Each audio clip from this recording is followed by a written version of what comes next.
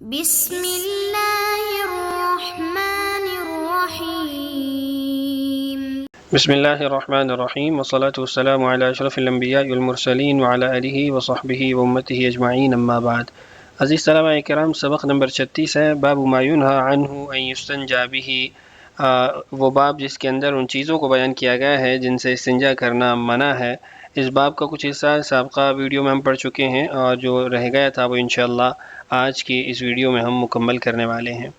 سبق کے موضوعات آپ کے سامنے اسکرین پر موجود ہیں، کچھ ہم پہلے پڑھ چکے ہیں، کچھ آج کی اس ویڈیو میں پڑھنے والے ہیں۔ آج کی جو ہماری حدیث ہے اس کو دیکھیے۔ وبه قال حدثنا يزيد بن خالد قال حدثنا مفضل عن عياش أن شييم بن بيتان أخبره بهذا الحديث أيضا عن أبي سالم الجيشاني عن عبد الله بن عمرو رضي الله عنهم يذكر ذلك وهو معه مرابط بحصن باب اليون. قال أبو داود حصن اليون بالفسطاط على جبل. قال ابو داود هو شیبان بن امیہ یکنی ابا حذیفہ۔ اس حدیث کو آپ دیکھیے تو اس کے اندر بھی جو متن ہے وہ گزشتہ حدیث والا ہی ہے، لیکن اس میں فرق کیا ہے؟ فرق یہ ہے کہ شیعیم بن بیتان انہوں نے یہ جو حدیث ہے، گزشتہ جو حدیث نمبر 37 ہم نے پڑھی اس میں اس کو نقل کیا تھا شیبان سے، جبکہ یہاں پر وہ نقل کر رہے ہیں ابو سالم الجیشانی سے، اور شیبان نے وہاں رویفع سے سنا تھا، اور یہاں پہ ابو سالم الجیشانی وہ عبداللہ ابن عمرو رضی اللہ عنہم ان سے سن رہے ہیں۔ تو یہ اس میں فرق ہے۔ باقی جو جگہ یا علاقہ محل اس کا بھی اختلاف موجود ہے۔ وہ یہ ہے کہ جب ابو سالم الجیشانی عبداللہ ابن عمرو سے یہ روایت سن رہے تھے اس وقت وہ ان کے ساتھ تھے اور پہرا دے رہے تھے الیون کے جو قلعہ تھا اس کے دروازے پر۔ ابو داؤد کہتے ہیں حصن الیون بالفسطاط علی جبل، یہ الیون جو ہے یہ سابقہ نام تھا مصر کے ایک علاقے کا، اسلام کی فتح کے بعد پھر اس کا نام فسطاط رکھا گیا۔ فسطاط اور فسطاط یہ ہر شہر کو کہہ دیا جاتا ہے، یہاں پر اس سے مراد مصر کا شہر ہے۔ پہاڑ پر یہ قلعہ موجود تھا جہاں وہ پہرا دے رہے تھے، اور پہرا دیتے ہوئے انہوں نے حدیث بیان کی، جو حدیث ہم اس سے پہلے والی 37 نمبر میں پڑھ چکے ہیں۔ امام ابو داؤد نے پھر آگے بتایا کہ شیبان جو ہے وہ شیبان ابن امیہ ہیں، یہ گزشتہ حدیث کے جو راوی تھے ان کے حوالے سے بات ہو رہی ہے۔ ابو حذیفہ ان کی کنیت تھی۔ حدیث کی تخریج آپ کے سامنے موجود ہے، اسناد صحیح ابو سالم الجیشانی و سفیان بن ہانی، اور وند تخریج فیما قبلہ، اس حدیث کی تخریج جو پہلے والی ہے وہی اس کی بھی تخریج ہے۔ اس حدیث کے جو روات ہیں ان کا تعارف بھی آپ کے سامنے موجود ہے، کچھ کا تو تعارف ہم پہلے پڑھ چکے ہیں۔ ابو سالم الجیشانی یہاں یہ اس حدیث کے اندر جو پہلا نیا نام ہے وہ یہ ہے، تو ان کے بارے میں دیکھیے تابعی مخضرم تابعی ہے، اور مخضرم ہے، مخضرم سے مراد رسول اکرم صلی اللہ علیہ وسلم کے زمانے میں مسلمان ہوئے تھے لیکن نبی اکرم صلی اللہ علیہ وسلم کی زیارت نہیں کر سکے، اور ایک قول یہ بھی ہے کہ ان کو صحبت حاصل ہے۔ عبداللہ ابن عمرو ہیں رضی اللہ عنہما، یہ صحابی رسول ہیں، صحابہ میں سے جنہوں نے بہت زیادہ احادیث رسول اکرم صلی اللہ علیہ وسلم کی نقل کی ہیں، ان میں ان کا شمار ہوتا ہے۔ اس کے بعد حدیث نمبر 39 دیکھیے۔ وبه قال حدثنا احمد بن محمد بن حنبل قال حدثنا روح بن عبادة قال حدثنا زكريا بن اسحاق قال حدثنا ابو الزبير انه سمع جابر بن عبد الله رضي الله عنهما يقول نهانا رسول الله صلى الله عليه وسلم ان نمتسح بعظم او بعر۔ فرماتے ہیں جابر بن عبداللہ رضی اللہ عنہما کہ ہمیں رسول اکرم صلی اللہ علیہ وسلم نے منع فرمایا کہ ہم ہڈی یا لید وغیرہ سے صفائی کریں یا استنجا کریں۔ اس کی بھی نیچے جو تخریج موجود ہے آپ اس کو دیکھ سکتے ہیں۔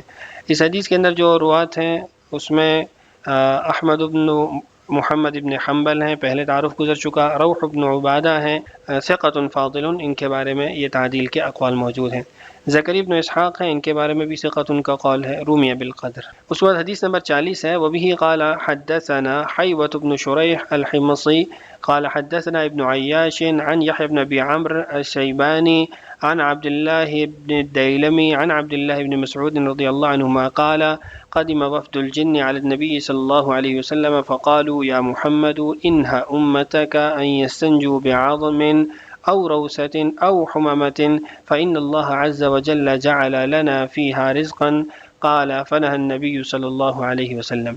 عبداللہ بن مسعود رضی اللہ عنہ فرماتے ہیں کہ جنات کا ایک وفد رسول اکرم صلی اللہ علیہ وسلم کے پاس آیا اور انہوں نے عرض کی کہ اے محمد صلی اللہ علیہ وسلم اپنی امت کو روکیے، منع کیجیے کہ وہ استنجا نہ کریں ہڈی کے ساتھ، گوبر کے ساتھ اور کوئلے کے ساتھ۔ کیوں؟ اس لیے کہ اللہ تعالیٰ نے ہمارے لیے اس میں رزق رکھا ہے۔ فرماتے ہیں کہ رسول اکرم صلی اللہ علیہ وسلم نے پھر منع فرما دیا۔ یہاں دو تین باتیں عرض کر دیتا ہوں، باقی تفصیلات تو انشاءاللہ آگے مکمل جو سلائیڈز ہیں اس کے اندر آنے والی ہیں۔ پہلی بات تو یہ ہے کہ رسول اکرم صلی اللہ علیہ وسلم سے جنات کی ملاقاتیں وہ کئی مرتبہ ہوئی ہیں، ان کے وفود کئی مرتبہ آئے ہیں، اور جو لیلۃ الجن کے حوالے سے کہا جاتا ہے رات کے وفود، وہ 3 مرتبہ ہجرت سے پہلے آئے، 3 مرتبہ ہجرت کے بعد آئے۔ اس طرح اور بھی کئی مقامات پر، مواقع پر ملاقاتیں ہوئی ہیں، جس کی وجہ سے احادیث کے اندر الفاظ بھی مختلف ہیں اور ان کے پس منظر بھی مختلف ہیں۔ دوسری بات یہ ہے کہ یہ جو کہا جاتا ہے کہ روس اور حمامہ، عظم، یہ کیسے ان کے لیے جو ہے وہ غذا ہے، ان کے لیے کھانا ہے، اس کے بارے میں ایک تو وضاحت یہاں کر دیتا ہوں، باقی آگے تفصیلی کلام آ رہا ہے۔ فَإِنَّ اللَّهَ عَزَّ وَجَلَّ جَعَلَ لَنَا فِيهَا رِزْقًا، کہ اللہ تعالیٰ نے ہمارے لیے اس کے اندر رزق رکھا ہے، ہمارے انتفاع کی چیز بنائی ہے، لازمی نہیں ہے کہ اس کو کھانے کے لیے ہی استعمال کریں گے۔ روس ان کے کھانے کے لیے استعمال ہوگا یا کسی اور استعمال کے لیے، تو وہ اس لفظ کے اندر وسعت ہے، جس سے پتہ چلتا ہے کہ وہ دیگر اپنے فوائد کے لیے بھی اس کو استعمال کر سکتے ہیں۔ روات حدیث کا تعارف آپ کے سامنے ہے۔ حیبۃ بن شریح ہیں، ثقۃ، ابن عیاش ہیں، صدوق فی روایتہ عن اہل بلدہ، اپنے علاقے والوں سے روایت کریں تو اس میں ان کے بارے میں صدوق ان کا قول ہے، درست ہے، اور جو دوسروں سے روایت کریں تو اس میں ان کو اختلاط ہو جاتا ہے، اس میں یہ اس کو مکس کر دیتے ہیں۔ یحییٰ بن ابی عمرو السیبانی ہے، بفتح المہملہ ہے، یعنی شیبانی نہیں، سین کے ساتھ ہے، سیبانی، ثقۃ، یہ بھی ثقہ ہے، وہ روایت عن الصحابہ مرسلہ، صحابہ سے جب یہ روایت بیان کریں تو وہ مرسل ہوتی ہے، یعنی بیچ میں انقطاع ہوتا ہے۔ اور عبداللہ ابن فیروز الدیلمی ہیں، ان کے بارے میں ثقۃ کا قول ہے، من کبار التابعین ومنهم من ذکرہ فی الصحابہ، کچھ لوگوں نے ان کو صحابہ میں بھی شمار کیا ہے۔ اس کے بعد عبداللہ ابن مسعود ہے رضی اللہ عنہ، صحابی رسول ہے، مشہور صحابی ہیں، اور ان کے مناقب بہت زیادہ ہیں۔ اب یہاں پہ پہلی جو بحث ہے وہ یہ ہے کہ ممانعت کی وجوہات کیا ہیں، رسول اکرم صلی اللہ علیہ وسلم نے ہڈی سے، گوبر سے کیوں منع فرمایا استنجا کرنے سے؟ تو اس کی مختلف وجوہات ہیں جو احادیث میں آئی ہیں، جس میں ایک یہ ہے کہ یہ جنات کی غذا ہے، ہڈی جنات کی غذا ہے۔ کیسے غذا ہے یہ اللہ تعالیٰ کو معلوم ہے، یہ جنات کا جہاں ہے جو ہمارے سامنے نہیں ہے، غیب میں ہے، تو اس لیے یہ انہی کو معلوم ہو سکتا ہے۔ شراح نے اس میں مختلف باتیں ذکر کی ہیں کہ اللہ تعالیٰ ان کے لیے گوشت پیدا کر دیتے ہیں، یا ہڈی کو استعمال کرتے ہیں، یا کثیف جو ہے وہ ان کے لیے غذا نہیں ہوتی، وہ آگے بھی انشاءاللہ اس پہ ہم بات کرتے ہیں۔ اس سے زخمی ہونے کا اندیشہ ہے، اور اسی طرح احترام نعمت کے لیے اس سے استنجا منع کیا گیا ہے۔ جہاں تک گوبر سے استنجا منع ہونے کی وجوہات ہیں تو یہ جنات کے لیے، منافع کے لیے، ان کے جانوروں کا چارہ ہے، اس لیے منع فرمایا۔ دوسرا یہ کہ طہارت کے منافی ہے، استنجا کا مقصد صفائی ہے، اور گوبر صفائی کے بجائے مزید گندگی اور بدبو اس سے پھیل جاتی ہیں۔ شبہات یہاں پہ چند نقل کیے گئے ہیں، بہت سارے شبہات ان حدیث پہ کیے جاتے ہیں، اس میں چند لکھیں یہاں پہ کہ جنات مادی غذا کیسے کھاتے ہیں جبکہ وہ لطیف مخلوق ہیں؟ تو اس کا بعض علماء نے جواب یہ دیا ہے کہ وہ سونگھتے یا چاٹتے ہیں۔ بعض نے کہا کہ وہ حقیقتاً چباتے اور نگلتے ہیں، یہ بھی ممکن ہے کہ ہڈی ان کے لیے ہماری نظروں سے اوجھل دنیا میں گوشت میں بدل جاتی ہو، جیسے وہ ہماری نظروں سے اوجھل ہیں تو اس ہڈی پہ اس کے اوپر گوشت بھی ایسا آ سکتا ہے جو ہماری نظروں سے اوجھل ہے لیکن ان کے لیے موجود ہے۔ اصل حقیقت ہمیں نہیں معلوم، اس کے پیچھے پڑنا غیر ضروری ہے، کیونکہ ان کی خوراک بھی ہمارے لیے غیب ہے اور ان کی کیفیت بھی۔ دوسرا یہ کہ جنات ہڈیاں کیسے کھاتے ہیں جبکہ وہ ہمیں اپنی جگہ پڑی ہوئی نظر آتی ہے، تو جنات کی ہڈی کھانا ہمارے لیے اس لیے ظاہر نہیں ہوتا کہ ہڈی غائب ہو جائے، کہ بلکہ اللہ تعالیٰ ان کے لیے اس پر دنیا میں گوشت پیدا فرما دیتے ہیں جو ہماری نظروں سے اوجھل رہتا ہے، جو پہلے بھی ہم نے بات کی ہے۔ تو اس کے علاوہ ہڈی اور گوبر ہی کیوں منتخب ہوئے؟ یہ انتخاب نبی اکرم صلی اللہ علیہ وسلم کی طرف سے نہیں تھا، بلکہ اللہ تعالیٰ کی حکمت تھی۔ ہڈیاں اور گوبر وہ چیزیں تھیں جو جنات انسانی دنیا سے بآسانی حاصل کر سکتے تھے، یہی ان کی اصل خوراک تھیں، ان میں اندھیروں میں بھی آسانی سے تمیز کی جا سکتی۔ یہاں ایک تعارض ہے، تعارض کیا ہے؟ صحیح مسلم کی روایت ہے کہ جس ہڈی پر ذبح کے وقت اللہ کا نام لیا ہو وہ مسلمانوں کے جنات کے لیے حلال اور طیب ہے، اور اس پر گوشت وافر مقدار میں ہوگا، جبکہ بعض روایات میں ہے کہ جس ہڈی پر اللہ کا نام نہ لیا گیا وہ جنات کے لیے، اور اس پر گوشت وافر مقدار میں ہوگا۔ اب اس میں تطبیق کیا ہے؟ تو بعض شراح نے کہا کہ مسلم کی روایت میں مسلمان جنات کے بارے میں ہے کہ ہڈی پر اللہ کا نام لیا گیا تو وہ مسلمانوں کی ہو گئی، اور جس پر نام نہیں لیا گیا تو وہ کفار جنات کے لیے ہوگی۔ لیکن حضرت گنگوہی نے اس جواب کو درست نہیں مانا۔ وہ فرماتے ہیں کہ سوال میں صرف مسلم جنات کا تذکرہ ہے، جو سوال کرنے والے تھے اور جن کے بارے میں سوال ہوا وہ مسلم جنات تھے، کافر جنات کا تو کوئی یہاں محل ہی نہیں ہے۔ حضرت گنگوہی نے پھر اس کا جواب یہ دیا کہ مسلم کی روایت میں جو کہا گیا کہ جس ہڈی پر اللہ کا نام لیا گیا اس سے مراد ذبح کے وقت بسم اللہ پڑھنا ہے، یعنی جیسے مسلمانوں کے لیے وہ جانور حلال ہے، وہ ہڈی حلال ہے جس پر اللہ کا نام لیا گیا اس ذبح کے وقت، اسی طرح جو جنات تھے ان کے لیے بھی وہی گوشت اور ہڈی ہوگا جس پر ذبح کے وقت اللہ کا نام لیا گیا ہو، اور اس میں اس کے لیے وافر مقدار میں گوشت ہوگا۔